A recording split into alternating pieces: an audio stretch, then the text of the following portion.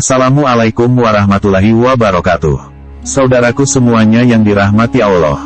Kali ini mari kita lanjutkan sejarah ajaran Syekh Siti Jenar bagian yang ke-14, dengan judul Sifat Ma'ani. Ilmu dan Hayat. Sifat Ma'ani ilmu dan hayat. Sifat-sifat Ma'ani kodrat, irodat, ilmu, dan hayat, itu bisa dikategorikan sebagai sifat kohar, atau yang memiliki arti mahawisesa. Kuasa hamisesa. Dengan sifat ini, artinya Tuhan adalah Dia yang Maha Kuasa, Maha Perkasa atau Maha Wisesa. Dengan kata lain Tuhan adalah Dia yang tak terkalahkan, dan tidak dapat dikalahkan. Dia Maha Kuasa, dan dengan sendirinya tidak dapat dikuasai oleh siapapun. Tuhan memiliki keempat sifat kohar, karena Tuhan telah meniupkan ruh-Nya ke dalam diri manusia, makanya manusia pun didiami sifat-sifat Tuhan tersebut. Pada materi sebelumnya telah kita ulas dan kita jelaskan apa makna sifat kodrat dan iradat. Lalu apakah yang dimaksud dengan sifat ilmu dan hayat yang diatributkan pada Tuhan? Jawabnya sederhana saja, Tuhan adalah pencipta segala sesuatu yang ada di alam semesta atau jagat raya ini. Jadi mustahil kalau Tuhan tidak memiliki pengetahuan, dan tidak pula hidup. Mustahil pula jika ruh Tuhan tidak berpengetahuan, dan tidak pula hidup. Dengan Tuhan meniupkan ruh-Nya ke dalam diri manusia ini, berarti manusia telah diberi modal dasar untuk mengetahui sesuatu. Manusia juga diberi sifat hayat atau hidup dari Yang Maha Hidup. Dengan kedua sifat ilmu dan hayat ini berarti manusia bisa memiliki pengertian tentang sesuatu, termasuk dapat memahami makna hidupnya. Ruh manusia tidak tersentuh oleh rasa mengantuk dan tidur, yang mengantuk dan tidur itu jasadnya manusia saja, bukan ruhnya. Jika badan ruhaninya senantiasa dijaga tetap bersih, dan badan jasadnya dijadikan Masjidil Haram, maka ruh manusia itu akan senantiasa mengetahui, dan juga hidup. Manusia didiami sifat mengetahui, sesuai dengan banyaknya lapisan badan manusia, yaitu badan jasmani, badan nafsani, dan badan rohani. Artinya ada pengetahuan tentang apa itu jasmaniyah, nafsaniyah, dan ruhaniyah. Pengetahuan tentang jasmani telah diberikan oleh Tuhan semenjak manusia telah menerima ruhnya dari Tuhan, kemudian berkembanglah ilmu nafsani tersebut, yaitu ketika manusia sudah memberdayakan akal, budi, pikiran, dan angan-angannya. Lalu tahap terakhir yang dianugerahkan Allah kepada manusia adalah dianugerahinya manusia dengan ilmu rohani, atau ilmu batin. Dengan ilmu batin ini akan tersingkaplah kegoiban, dan manusia mampu menyaksikan kehadiran Tuhan di dalam kolbunya. Dengan ilmu batin ini manusia dapat pula melihat wajahnya. Perlu diketahui bahwa ilmu nafsani ini tidaklah sama dengan ilmu psikologi, atau ilmu jiwa. Sebagaimana telah dijelaskan bahwa kemajuan di dunia barat merupakan hasil dari perkembangan ilmu nafsani, yang alat utamanya adalah akal pikiran, maka disebut juga sebagai ilmu akal oleh Syekh Siti Jenar. Dan ilmu akal ini diajarkan oleh Syekh Siti Jenar kepada murid-muridnya yang belum paham tentang dunia batin. Bagi sebagian murid-murid Syekh Siti Jenar yang spiritualnya telah mantang, maka diajarilah ilmu kolbu atau ilmu batin. Yang dibahas dalam ilmu kolbu adalah al-marifah atau pengetahuan tentang Tuhan, dan biasa disebut makrifat. Termasuk dalam makrifat yang diajarkan oleh Syekh Siti Jenar adalah ajaran sasahidan, atau ajaran tentang kesaksian terhadap Tuhan. Sebenarnya ajaran sasahidan pada masa Syekh Siti Jenar tidak boleh diberikan secara terbuka, dengan kata lain sasahidan hanya bisa diajarkan secara tertutup. Hal ini dimaksudkan agar tidak terjadi kesalahpahaman di masyarakat umum atau bagi orang-orang awam. Meskipun dirahasiakan namun dalam kenyataannya terjadi kebocoran juga. Nah, pada saat zaman sekarang ini kehidupan manusia sudah semakin terbuka, terlebih di negara-negara maju, dengan demikian kesempatan untuk menimba ilmu batin secara terbuka pun semakin besar.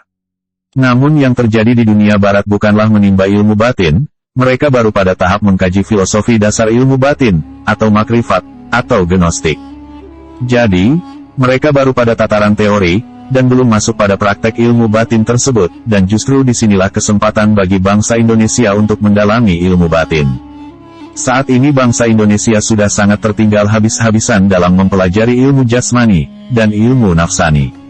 Dalam hal buah ilmu jasmani yaitu seperti keterampilan dalam olahraga, seperti bela diri, olahraga dan berbagai macam seni serta keterampilan teknis di berbagai jenis pekerjaan kita sudah tertinggal jauh di belakang. Begitu pula berbagai macam ilmu dan teknologi, yang merupakan produk eksplorasi akal pikiran, kita bukan cuma tertinggal jauh, akan tetapi tertinggal habis-habisan. Ibarat kata, hampir-hampir tidak ada harapan untuk mengalahkan mereka. Mengapa demikian? Karena kunci-kunci utamanya sudah mereka kuasai, dan tidak akan diberikan kepada orang-orang dari negara-negara yang belum maju. Kita bisa berjaya, bukan karena bersama mereka kita bisa, tapi jangan sekali-kali mau menerima tawaran atau iming-iming angin surga, yang mereka atau orang barat berikan kepada kita. Kita memang harus banyak belajar dari barat, dan itu tidak bisa diingkari kalau kita ingin maju. Akan tetapi jangan sampai menerima tawaran surga dari mereka, yang mereka tawarkan itu surga buat kaum durjana, dan bukan surganya para kaum sujana. Mari kita ingat-ingat kembali pesan Syekh Siti Jenar yang bertekad mengakhiri kematian yang dialami di dunia ini, dan bertekad untuk menempuh kehidupan yang abadi. Caranya sekarang ini kita harus terus mendalami ilmu batin, dan mempelajari ilmu nafsani secara sungguh-sungguh, simultan atau berbarengan. Dengan cara ini bersinambunglah ilmu batin, atau ilmu gaib, atau gnostik, ilmu kolbu, dan ilmu kasunyatan, atau ilmu hakikat.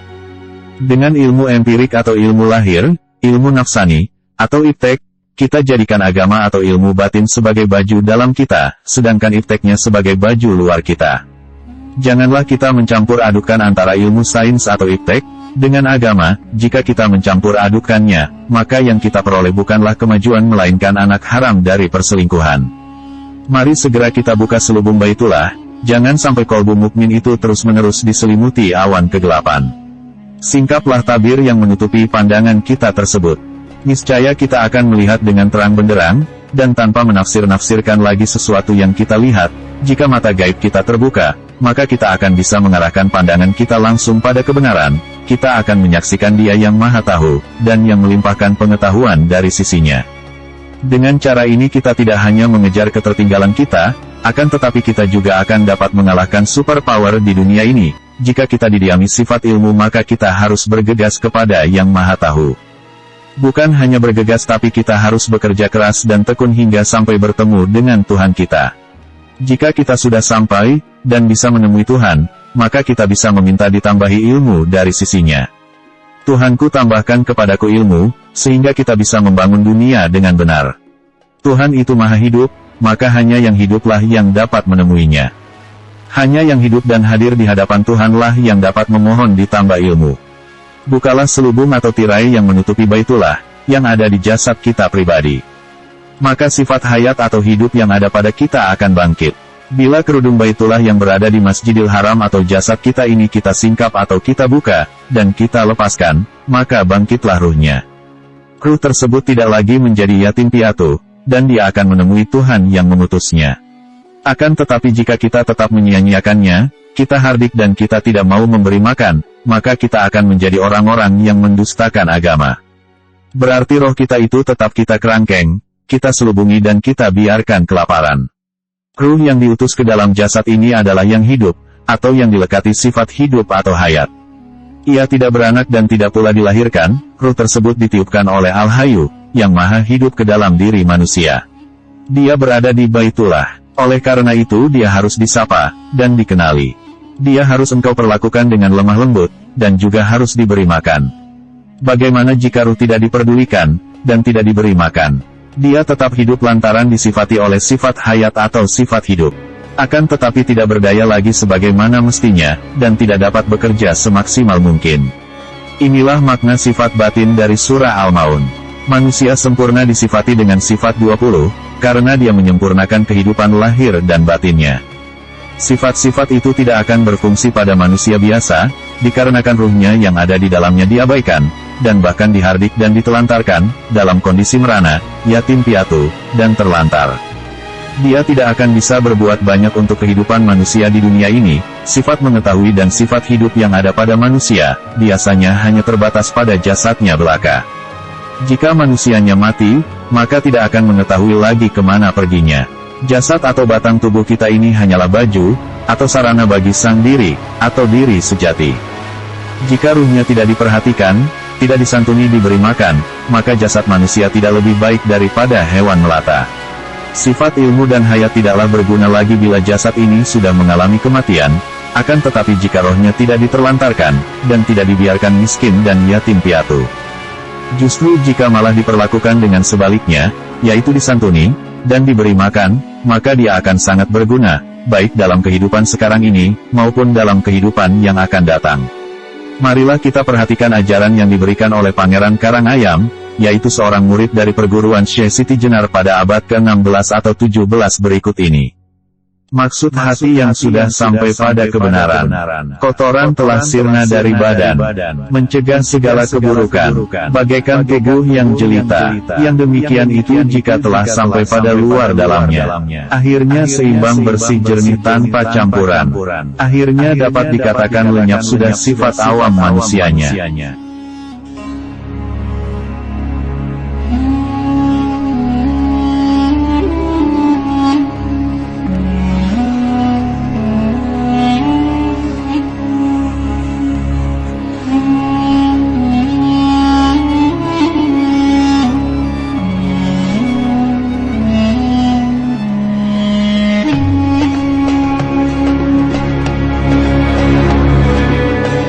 Jika kotoran badan jasmani, nafsani, dan rohani telah sirna, dengan sendirinya segala keburukan tidak akan lagi bersemayam pada dirinya.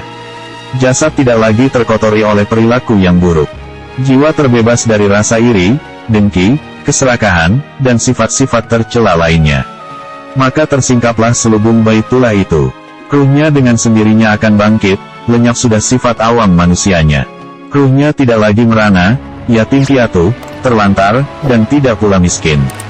Jika ruhnya yang ada di dalam diri kita tidak terlantar dan tidak miskin lagi, maka banyak hal bermanfaat yang bisa kita lakukan di dunia ini. Kita tidak akan disibukkan dengan memerangi orang lain, akan tetapi kita akan meraih kemenangan sebelum perang itu terjadi. Inilah yang disebut menang tanpa ngasorake, menang tanpa membuat terhina bagi yang kalah.